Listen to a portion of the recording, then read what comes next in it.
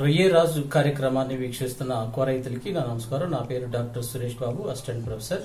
శుక్రవారం శాస్త్రవేత్త అడగండి చెప్తాం అనే కార్యక్రమంలో భాగంగా రైతులు అడిగినటువంటి మొదటి ప్రశ్న, రొయ్య మీసాలు కట్ అవుతున్నాయి ఎందుకు? రొయ్య మీసాలు అంటే యాంటెనా కట్ అవడం అనేది దాన్ని యాంటెనల్ నెక్రోసిస్ అని చెప్పి పిలుస్తూ ఉంటాము. ఈ యాంటెనా అనేవి ఆహారాన్ని గుర్తించడానికి, స్పర్శని గ్రహించడానికి, వాటర్ యొక్క క్వాలిటీని గ్రహించడానికి అవి ఎంతగానో రొయ్యలకి ఉపయోగపడతాయి. కానీ కొన్ని సందర్భాల్లో వాటర్ యొక్క క్వాలిటీ సరిగ్గా లేకపోవడం వలన, ఆక్సిజన్ తక్కువగా ఉండడం వలన రొయ్యలు స్ట్రెస్ కండిషన్లో ఉన్నప్పుడు, ఇవి బాటమ్ కండిషన్ సరిగ్గా లేనప్పుడు ఇవి మీసాల యొక్క చిట్ట చివరి భాగాలు బ్యాక్టీరియా చేత లేదంటే ఫంగల్ ఆర్గానిజం చేత ఇన్ఫెక్షన్ కి గురయ్యి అవి కట్ అయ్యి అవి మరింత ఇన్ఫెక్షన్ కి దారితీస్తూ ఉంటాయి అన్నమాట. దీన్ని ఎలా నివారించుకోవచ్చు అంటే, శానిటైజర్స్ ఉంటాయి, బాటమ్ ని క్లీన్ చేసే బ్యాక్టీరియాని వీటిని చంపేసేటువంటి కొన్ని శానిటైజర్స్ ఉంటాయి, మార్కెట్లో అందుబాటులో ఉన్నాయి. 2% అని, 5% ఐడిన్ అని ఇలాంటి కెమికల్స్ ని మనం ఉపయోగించి ఈ యాంటెనల్ నెక్రోసిస్ ని లేదా మీసాలు కట్ అవ్వడం అనేటువంటి సమస్య నుంచి మనం బయటపడవచ్చు. రెండవ ప్రశ్న, కీలేటెడ్ మినరల్స్ అంటే ఏంటి?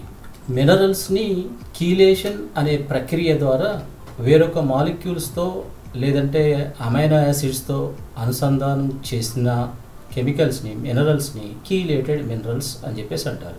ఈ విధంగా ఎందుకు చేస్తామంటే, ఆ విధంగా అనుసంధానించబడినటువంటి ఈ మినరల్స్ బాడీకి కొంచెం ప్రాపర్గా ఎక్కువ స్థాయిలో ఈజీగా చేరడం జరుగుతుంది ఆహారనాళం ద్వారా.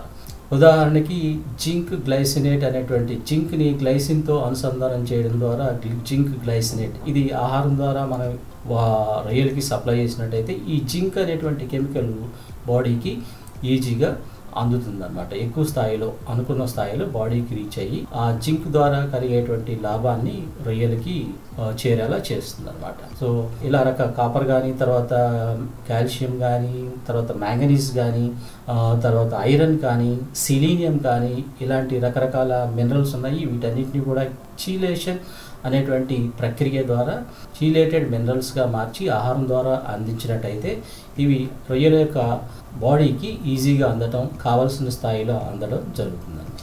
మూడవ ప్రశ్న, గ్రోత్ కోసం మెడిసిన్ వాడేటప్పుడు ఎలాంటి మిశ్రమం ఉంటే మంచిది? గ్రోత్ కోసం మెడిసిన్ అంటే జనరల్గా వాటిని గ్రోత్ ప్రమోటర్స్ అని పిలుస్తూ ఉంటాము. ఈ గ్రోత్ ప్రమోటర్స్ చాలా రకాలుగా మనం విడదీయవచ్చు. ఒకటి న్యూట్రిషనల్ గ్రోత్ ప్రమోటర్స్.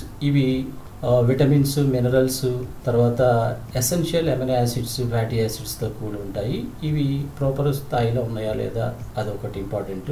తర్వాత మైక్రోబియల్ గ్రోత్ ప్రమోటర్స్ అంటే లాక్టోబాసిల్లస్, బాసిల్లస్ స్పీసీస్ సరిపడా స్థాయిలో ఇన్కార్పొరేట్ చేశారా లేదా ఆ గ్రోత్ ప్రమోటర్లో, ఇది ఒకటి ఇంపార్టెంట్. అలాగే హార్మోనల్ గ్రోత్ ప్రమోటర్స్ ఉన్నాయి, మౌల్టింగ్ని స్టిమ్యులేట్ చేస్తాయి అన్నమాట. ఇవి అలా మౌల్టింగ్ని స్టిమ్యులేట్ చేస్తే ఆటోమేటిక్గా గ్రోత్ అనేది ఎన్హాన్స్ అవుతుంది. అదేవిధంగా హార్మోనల్ గ్రోత్ ప్రమోటర్స్ కొన్ని ఎంజైమ్స్ కలపడం ద్వారా తీసుకున్నటువంటి ఆహారం పూర్తిగా జీర్ణమైంది అబ్జార్బ్ అవడం జరుగుతుంది అనమాట, హార్మోనల్ గ్రోత్ ప్రమోటర్స్. అలాగే ప్లాంట్ డిరైవ్డ్ గ్రోత్ ప్రమోటర్స్ ఉన్నాయి. ఫర్ ఎగ్జాంపుల్ వెల్లుల్లి నుంచి తీసినటువంటి ఎక్స్ట్రాక్ట్ ఈ గ్రోత్ ప్రమోటర్స్ లో వాడినట్లయితే అది ఏం చేస్తుందంటే ఇమ్యూనో స్టిమ్యులెంట్ గా ఇమ్యూనిటీని పెంచడంలో అది సహాయపడుతుంది. సో ఇలా రకరకాల గ్రోత్ ప్రమోషన్ కి సంబంధించినటువంటి కాంపోనెంట్స్ అన్ని ఒక గ్రోత్ ప్రమోటర్లో ఉన్నాయా లేదా, దేనిలో ఎక్కువ ఉంటే ఆ గ్రోత్ ప్రమోటర్ని మనం వాటికి ప్రయారిటీ ఇస్తే మంచి రిజల్ట్స్ అనేవి మనకు కనిపిస్తాయి. రైతు అడిగినటువంటి నాలుగో ప్రశ్న, మౌల్టింగ్ కి ముందు రోజు వాటర్ ఎక్స్చేంజ్ చేసుకోవచ్చా?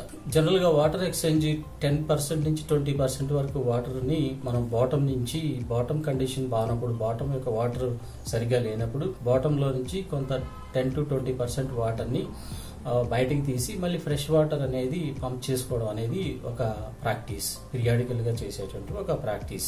కానీ మౌల్టింగ్ ముందు రోజు చేసేటప్పుడు ఒకటి ఆలోచించాలి, మనం బయట అందుబాటులో ఉన్నటువంటి వాటర్ మంచి క్వాలిటీదేనా కాదా. మంచి క్వాలిటీ కానప్పుడు ఆ వాటర్ ద్వారా పరాన్నజీవులు కానీ, బ్యాక్టీరియా కానీ చెరువులోకి ప్రవేశించి అవి అప్పుడే మౌల్ట్ అయినటువంటి రొయ్యలకి సెన్సిటివ్ గా ఉంటాయి కాబట్టి వాటికి ఇన్ఫెక్ట్ అయ్యేటువంటి ప్రమాదం. సో కాబట్టి మనం ఆ టైంలో పెట్టుకునేట్టు ఉంటే గనక అది వాటర్ క్వాలిటీ ఒకసారి చెక్ చేస్తే ఎంతైనా మంచిది. మరో రైతు అడిగినటువంటి 5వ ప్రశ్న, డైనోప్లాజులేట్స్ అంటే ఏమిటి? డైనోప్లాజులేట్స్ అంటే జంతురాజ్యంలో అంటే యానిమల్ కింగ్డమ్ లో ఏకకణ జీవులు అనేవి ఉన్నాయన్నమాట. వాటి బాడీ అంతా ఒకే కణంతో నిర్మితమై ఉంటుంది. అవి వాటిలో ఒక రకమైనటువంటి జీవులే ఈ డైనోప్లాజులేట్స్.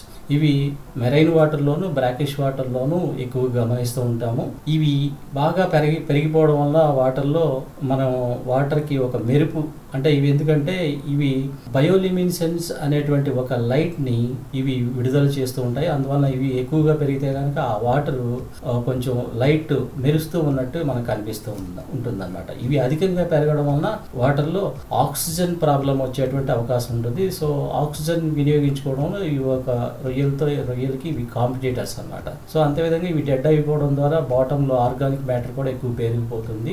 అంతేకాకుండా కొన్ని టాక్సిక్ డైనోప్లాజులేట్స్ కూడా ఉన్నాయన్నమాట. ఈ టాక్సిక్ డైనోప్లాజులేట్స్ నాడీ సంబంధమైనటువంటి లేదా పెరాలసిస్ కారణమైనటువంటి కొన్ని టాక్సిన్స్ ని రిలీజ్ చేస్తాయి. ఇవి రొయ్యల్లో పేరుకుపోయి బాడీలో బయోమాగ్నిఫికేషన్ ద్వారా అవి కన్జ్యూమర్స్ కి అవి తినేటువంటి మనకి చేరి మనకి రకరకాల నాడీ సంబంధమైన వ్యాధులు వచ్చేటువంటి అవకాశం ఉంది టాక్సిక్ డైనోప్లాజులేట్స్ ద్వారా. సో టాక్సికెంట్ డైనోప్లాజులేట్స్, నాన్ టాక్సికెంట్ డైనోప్లాజులేట్స్ ఈ రెండింటి ద్వారా అధికంగా పెరిగితే ఇవి చెరువులో మనకి నష్టాన్ని కలుగజేస్తాయి.